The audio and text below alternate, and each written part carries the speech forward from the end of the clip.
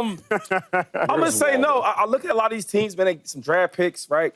Free agent signings, and I don't think so. As I look at the last couple of years, since the best record since 2022, you got the Chiefs at 40 wins, 11 losses, and the Eagles at 39 wins, 12 losses. Good teams. And we beat them by a lot of points. I just don't see anybody, catching us. I thought the Bills could maybe do some different things in free agency and draft picks, and they didn't do that. The Lions, right? You lose your coordinator, maybe you bring in some more. I didn't see it. So to ask me if you're getting closer to the champs, I think we are better. I think the guys that we lost, we replaced. We're still young. You got something what you think.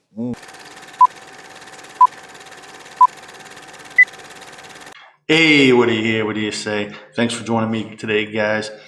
Anyways, I wanted to talk about this a little bit and talk about the teams that have closed the gap with the Eagles.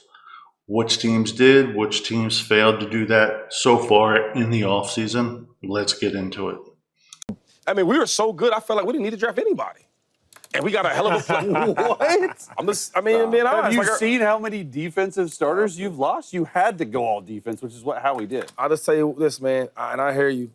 The backups that we do have, I feel comfortable about them. That's why we didn't bring no other cornerback in. I like it. Right? Ringo, we're going to go with Ringo. And I also think that we are so good right now that we didn't really have to draft anybody.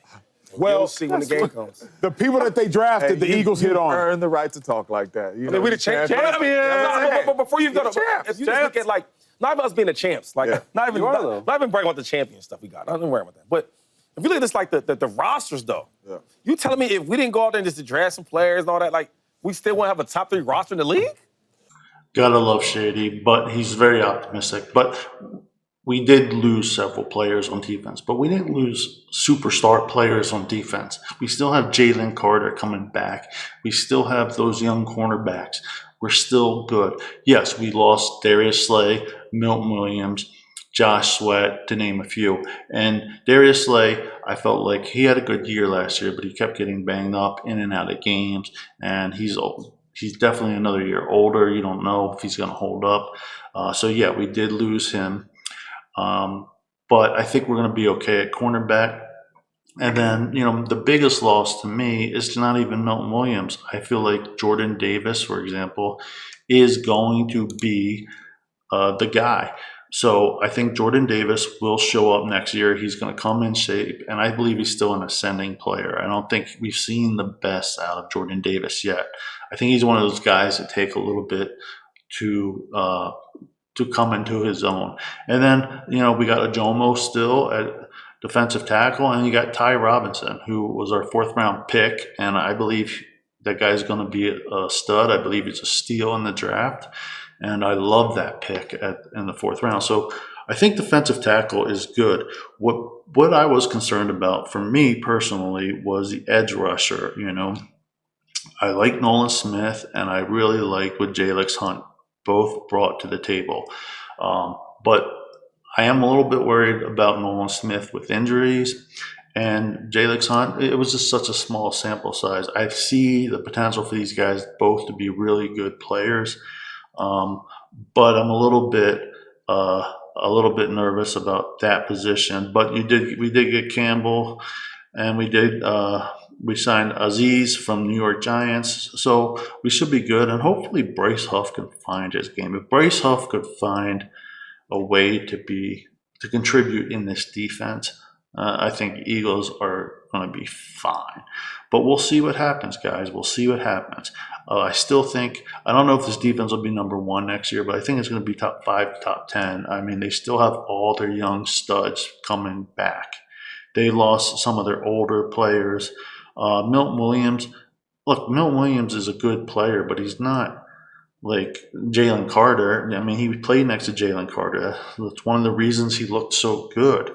I believe Ajomo is close to as good as Milton Williams, and I believe Ty Robinson is going to contribute. So I really feel like they're going to be fine on defense. I think it may take a couple games to get going. Hopefully Nakobe Dean comes back healthy. We will see, but we do have other linebackers. I still like to see what Jeremiah Trotter could do. I still think he could contribute. Anyways, let's get back to the video. Well, the beautiful part is it's irrelevant because they did. Yeah. And the players that they did draft, they hit on. Yeah. The Eagles had a few vacancies, and nearly all of their vacancies they filled. Mekhi Becton out the door playing for the Chargers now. They traded Chauncey Gardner-Johnson. They acquired a player in Green who will likely start at right guard. Nakobe Dean, he's hurt. He messed up his knee at the end of last year. Well, Oren Burks stepped up, had double-digit tackles in the Super Bowl. Problem, Oren Burks, he's gone on to the AFC North. Insert Jahad Campbell, linebacker, first-round pick out of Alabama. I just had dinner with him last weekend. Oh, Great player. Great player. Great player. Chauncey Gardner-Johnson, he's out the door, went to the Texans in a trade. Insert Andrew Makuba out of Texas to start at safety. Yeah. So the players that the Eagles lost, they have instantly replaced. The only one that you haven't yet is Darius Slay, but remember, you got a Georgia cornerback, national championship in Ringo, who's been in the league for a couple years now. They had Adoree Jackson. Yes. But even still, and I believe he'll probably be a depth player, still trying to figure out what Adoree at Jackson, where he's at this stage in his career. But nonetheless, everybody they lost on a championship team, I believe you've replaced with championship caliber players. Again, agree with Acho. We've replaced all those players we lost. Well, will cornerback be as good without Darius Slay? Probably a little bit less. Same with edge rusher, a little bit less without Josh Sweat. I'm really not worried about defensive tackle that much. I think we got that set. So there might be a slight drop off, but again, we're going to be okay. It's the Chiefs. Like, I think the Chiefs and the Eagles are right there. You can't discount what Patrick Mahomes has done his first 7 years as a starter. He's been to the Super Bowl 5 times. He's won 3 of them. And the other 2 years, he's lost in the AFC Championship game. So at worst, he's in the AFC Championship game. He's probably going to meet the Eagles in the Super Bowl again, would be my guess. You can't discount them at all. And when you look at the last 3 years, and that's what we did, right? The Chiefs 40 wins, Eagles 39. The playoff record for the Chiefs, 9-1. So the truth is I actually looked at what the Chiefs did in the offseason, and it really isn't that significant. I don't know that their offensive line's better going into this year as it was last year. So the point is, yes, I agree. You got Patrick Mahomes, you got Andy Reid. You're into any game, you have a chance to beat anybody. And truthfully, Chiefs have not been dethroned in the AFC, which is why I could see them back in the Super Bowl next year. Who has done enough to overtake the Chiefs? Has Buffalo? What has Buffalo done? Nothing. I definitely think Baltimore is a stacked team, but the problem is until I see Lamar Jackson not choke in the playoffs and really just play, if Lamar Jackson could play as good in the playoffs as he plays in the regular season, yeah, I think you might have something there. But is Cincinnati going to be good? I mean, Joe Burrow is a stud, but that team has a lot of problems too. So who in the AFC is going to beat the Kansas City Chiefs next year? I think Buffalo has the best chance, but I don't know. And I don't really think Kansas City is as good as they've been the last 5 years. They're not. I think Travis Kelce, for example, he's old. He didn't look good last year to me. I wasn't very impressed. He's not the same Kelce.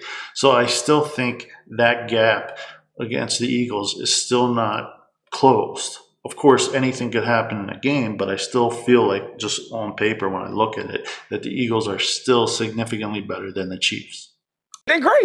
They're a great team, but I don't think they're built to beat the Philadelphia Eagles if they play the Eagles again. I just don't. The only team that I would go with that said that closed the gap a little bit is the Rams. The Rams. That's a good one. The Rams took the Eagles at home down to the wire. If they pick up a protection, who knows how that game would have went, right? You have a very good defense about to play together again this year. You'll get better. A really young core. Hopefully. Then you add Devontae Adams in the mix with Puka Nacua with the running game. Yes. I think the Rams have closed the gap a little bit, and you can go quarterback for quarterback. Matthew Stafford, Jalen Hurts, they can go at it. So. Okay, and this I agree with. I really feel like the Rams are the one team that I think got a lot better this offseason. You know, adding a legit number one wide receiver. You already have a quarterback. You already have a nice young defense. I really feel like the Rams are on the uptrend, and to me, they close the gap the most. And they already last year brought the Eagles within moments of they were one or two plays away from winning that game. Now, to be fair, part of the reason the Rams got back into that playoff game was Jalen Hurts got hurt on that one tackle where he hurt his knee, and he couldn't really move the rest of that game, to be honest with you.